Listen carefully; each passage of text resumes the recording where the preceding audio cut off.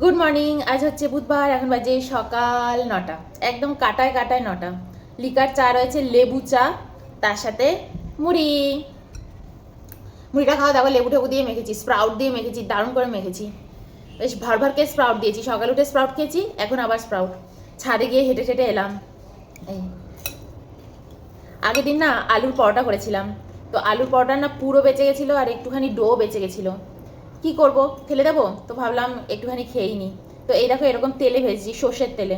ডোটা না আমি রাখি না, ডোটা রেখে খাওয়া ভালো না, কিন্তু ছিল একটুখানি, নিজের মতো করে নিলাম। বাইরের আজেবাজে জিনিস, প্যাকেট খাবার, কতদিনের পুরনো খাবার, তাও তো আমরা খাই। ঘরের জিনিস না ফেলে সেই জিনিসটা অনেক ভালো বাইরের খাবারের থেকে। তো দুটো বানিয়েছি, আরও আছে, আরও দুটো বানাবো পরে। অয়ন অফিসে চলে যাবে, তারপর বানিয়ে খাবো লুকিয়ে লুকিয়ে। এটা জাস্ট বানিয়ে আনলাম, খেয়ে দাও কেমন।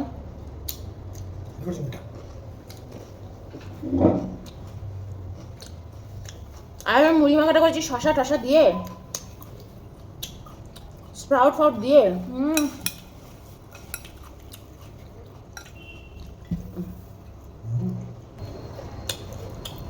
আলুর ওই ফুলুরির মতন ওরকম বানিয়েছি, ফুলুরি বলে না। হুম, স্টার্ট করে দিয়েছে খাওয়া, খুব গরম। সেই আলু বন্ডার মতো পুলিশ সাথে খানা। আলু কোনটা? আমি প্রথমে একটু ভালো করে মুড়ি খেয়ে নিচ্ছি, তারপর ওটাতে হাত দেবো। এই সকালে ঘুম থেকে ওঠার পর থেকেই পড়ে যায় তারা, এটা ওটা সেটা চলে থাকে। ঘুম থেকে যদি আগে আগে উঠি, তাহলে হয়তো অনেক কিছু, অনেকটা সময় পাবো, তাতেও তাড়াহুড়ো থাকে। এই হচ্ছে সংসার জীবন, সংসার, সন্দেশ সার এখানে। দেখো, দারুণ খেতে হয়েছে। আর খাটা খাবি? আর দু একটা আছে, ওটা বানাতে হবে, বানাতে টাইম লাগবে। ও খেতে পারবি না তুই, পরে খাবি। হেবি লাগে চায়ের সাথে।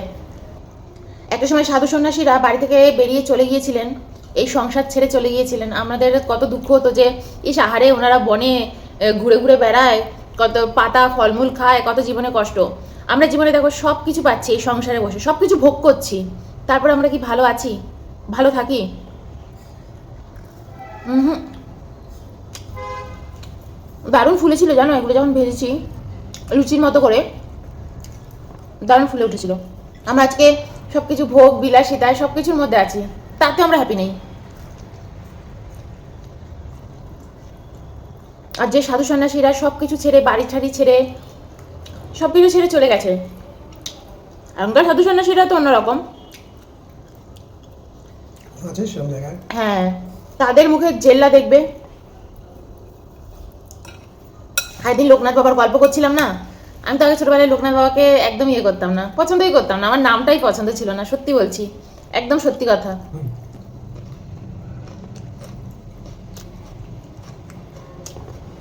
লোকনাথ বাবার যে নাম, আমার ছোটবেলায় একদম পছন্দ হতো না। যত বড় হতে শুরু করেছিলাম, তারপর ওই যে ওই ঘটনাটা জলের মধ্যে, ওনাকে এত শ্রদ্ধা ভক্তি করতাম, মনে মনে খুব শ্রদ্ধা ভক্তি ওনার প্রতি, বিশাল কিছু মানে মনের মধ্যে ছিল, তবুও নামটা আমার ওনার পছন্দ হতো না। আমার এক বন্ধুর ভাই ছিল, ওর নামও লোকনাথ ছিল। আমি আবার ওই পপিতার ভাই, ওকে আবার বলতাম যে তোর ভাইয়ের আর কোনো নাম পেলি না রাখার জন্য। আমরা সবকিছু উপরে উপরে বাঁচি, কোনটা সুন্দর, কোনটা দেখতে ঝা চকচকে, তাই না? শিব ঠাকুরকে কজন ভালোবাসে? ভালোবাসে বিষ্ণুকে। কি সুন্দর সেজে গুজে থাকেন উনি, অলংকার পরে থাকেন।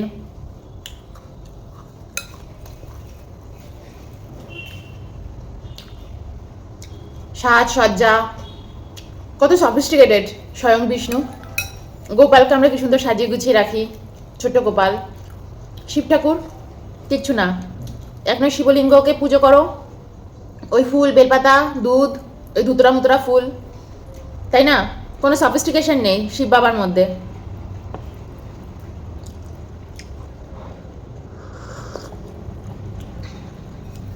যাই হোক, আমরা সংসারের লোকেরা উপরে উপরে বাঁচি, লোক দেখিয়ে বাঁচি, লোককে দেখাই। লোক যদি না বোঝে, লোককে যদি বোঝাতে না পারি আমি কি, তাই না? আমাকে তো সম্মান করবে না। ভালো একটা ড্রেস, খুব ভালো মুখে মেকআপ, সবসময় এসে বলবো আমি না ম্যাকের লিপ বাম লাগাচ্ছি, ম্যাকের লিপস্টিক লাগাচ্ছি, সবসময় ব্র্যান্ড কনসিয়াস, আমি কি ব্র্যান্ড ইউজ করছি। দামটা তুমি গুগলে ঘেটে নাও, আমি কিন্তু খুব ডাউন টু আর্থ, আমি তোমাকে দাম বলবো না, তাহলে আবার আমাকে তোমার অহংকারী মনে হবে। কিন্তু আমি জানি তুমি গুগলে দামটা দেখেই নেবে, তাই না? এখন মানুষ হচ্ছে এরকম উপরে উপরে।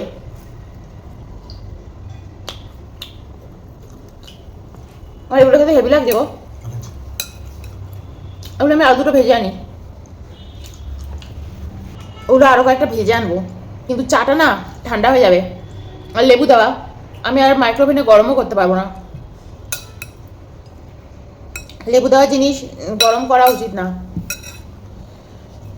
আমি মাঝে মাঝে খুব ভাবি, জানো তো, আগে খুব এই যে সাধু সন্ন্যাসীদের দেখতাম সব কিছু ছেড়ে তারা বেরিয়ে যাচ্ছেন, তারা কত দুঃখী। না, তারা দুঃখী না,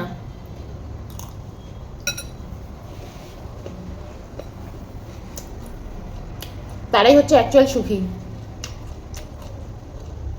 তুমি কত পাবে, কত পাবে, কত ভোগ করবে, তুমি কিছুতেই তোমার তৃপ্ত হবে না, আরো চাই আরো। আগে যখন আমি জিমের ক্লাসে যেতাম, তখন আমার ইনফোসিসে একটা চাকরি করে, আমি তখন থাকতাম এইচএসআর লেআউটে, ওই দিকটাতে এইচএসআরে। আমরা যে জায়গাটাতে থাকতাম সেটার নাম হচ্ছে টিচার্স কলোনি, আমাদের পাড়াটার নাম ছিল টিচার্স কলোনি। তো যাই হোক, আমি যেখানে যেতাম রেড কেট জিমে যেতাম ওখানে, তো আমার ওখানে এক বান্ধবী হয়েছিল। আমার ওই বান্ধবীদের 3টে জিম, নিজস্ব জিম 3টে। রেড কেসটা কিন্তু ওদের নয়, ও আসতো, কিন্তু ওদের নিজস্ব 3টে জিম ছিল। নিজেদের জিমে যেত না, ও রেড কেজেই আসতো, কারণ ওখানে ওটা হচ্ছে সবচেয়ে হাইফাই জিম। আর ওদের জিমে গেলে তোমার 1200-1300 টাকা মাসে। আর আমি যে রেড কেজ জিমে যেতাম সেই সময় 4000 টাকা নিত। আজ থেকে 9 বছর আগের কথা আমি বলছি, 7-8 বছর তো হয়ে গেছে, 9 বছর হয়েছে, আমি 9 বছর আগের কথা বলছি। সেই সময় 4000 টাকা নিত আমি যে জিমে যেতাম। ওটা হচ্ছে সব অ্যাথলিটদের জিম, সব খেলোয়াড়রা মিলে ওটা করেছে। তো ওখানে আমি যেতাম। তো ওখানে আমার যে ওই বান্ধবীর যার 3টে জিম রয়েছে, তো ওরা বলছিল, ও একদিন বলছে যে ওর বাড়িতে, ও সেই সময় তখন তো আমাদের বয়স কম, ও আমাদের বয়সী, তো বলছে ওর একটা বাচ্চা ছেলে আছে, তো তার জন্য আয়া আছে বাড়িতে দেখাশোনা করে। তো ও আবার প্ল্যান করছিল নেক্সট বেবির জন্য। সে মানে বিশাল মোটা হয়ে গেছিল, বিশাল মোটা। তো আমি বললাম যে তুই তো একটা বাচ্চাই সামলাতে পারছিস না, সময় দিতে পারিস না, আবার একটা বাচ্চার প্ল্যানিং করছিস। আমাকে একটা কথা বলেছিল যে এত টাকা খাবে কে মমি আমাদের, তো আমাদের একটা প্ল্যান করতেই হবে, আর একটা বাচ্চা থাকলে ভালো। আর আমিও না ফট করে ওকে বলে ফেলেছিলাম, কি বলছিস রে, দেশে এত বাচ্চা দেশে আবার নিচ্ছিস, এরকম করে বলেছিলাম। তো যাই হোক, ওর একটু খারাপ লেগেছিল। তো আমারও মুখ থেকে আমার ওটা বেরিয়ে গেছে, ওকে তাই বলেছিলাম যে দেশের তো এত বাচ্চা, কত বাচ্চা না খেতে পেয়ে দেখ কিভাবে পড়ে আছে। ওটাও বলিনি, এগুলো তোমাদের সাথে বলছি। তো মানুষ এসব ভাবে না, পৃথিবী বা প্রকৃতি বা অন্য কোনো কিছু ভাবে না। মানুষ শুধু ভাবে আমার অনেক পয়সা টাকা, খাওয়াবো কি, ছোট ছোট বাচ্চা, নিউট্রিশনের অভাব, প্রোটিনের অভাব, কেমিক্যাল দিয়ে দিয়ে প্রোটিন পূরণ করা হচ্ছে শরীরে, তাই না?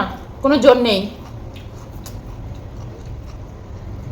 এরা যখন বড় হবে, এদের কথা ভাবো,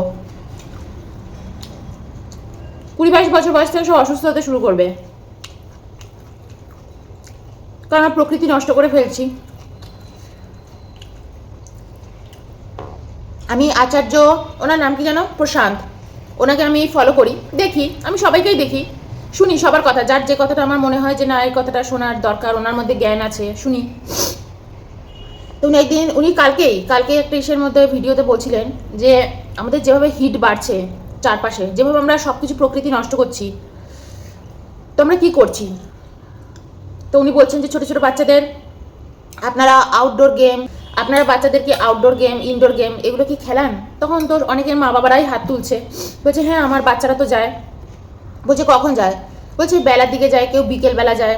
আবার একজন প্যারেন্টস বলছে আমার বাচ্চা তো সকাল 5টার সময় যায়, কারণ এত গরম থাকে না, হিট থাকে, আমার বাচ্চা ওই সময় প্লে করতে পারে না, খুব তাড়াতাড়ি ঝিমিয়ে পড়ে, বসে পড়ে, খেলতে পারে না, ব্যাডমিন্টন তারপর হচ্ছে তোমার টেনিস খেলতে পারে না, তো ওর জন্য সকাল 5টায় যায়। বলছে এরপর তো হিট আরও বাড়বে, তখন আপনার বাচ্চারা কটার সময় যাবে? সকাল 4টের সময় যাবে? ঘুম থেকে ওঠার সূর্যদেবও তো তখন উঠবেন না, তার আগেই কি সবাই জীবন স্টার্ট করে দেবে? বলছে বাচ্চাগুলো জানেন সন্ধ্যে 6টার মধ্যে ওরা পুরো টায়ার্ড হয়ে পড়ে, বসে পড়ে ওরা, আর ওরা নড়তে চড়তে পর্যন্ত পারে না, এত টায়ার্ড ওদের মধ্যে চলে আসে। তার জন্য আলাদা করে ওদের সাপ্লিমেন্ট খাওয়ানো হচ্ছে। বলছে এবার এক একজন বলছেন, ওখানে অনেকে বসে আছেন, এক একজন বলছেন যে জানেন আগে আমি সকালবেলা মর্নিং ওয়াক করতে বেরোতাম, এখন আর বেরোই না।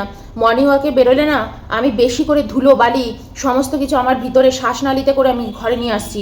আমি অনেক দিন ধরে মর্নিং ওয়াক করেছি, 3-4 বছর, তারপর ডক্টর এখন বলেছে একদম মর্নিং ওয়াক করবেন না, এতে আপনার কিন্তু শ্বাসরোগ বেড়ে যাবে, হার্টের রোগ বেড়ে যাবে। ভাবতে পারছো আমরা কোনখানে এসে দাঁড়িয়েছি? মর্নিং ওয়াক করতে ডক্টর বারণ করছেন, কারণ হার্টের মধ্যে ধুলো বালি পলিউশন এত জমছে, এত আমাদের শরীরের সমস্যা হচ্ছে। তুমি কি করবে, কিভাবে বাঁচবে? আর আমরা কি ভাবছি পয়সা আছে, আমরা আরও পৃথিবীতে লোকসংখ্যা জনসংখ্যা সব বাড়িয়ে যাব, তাই না? আমি যেটা বলছিলাম যে সংসার, আমাদের সংসারটা কিন্তু এরকমই, সব হচ্ছে সঙ্গের সার, কুচবি করো।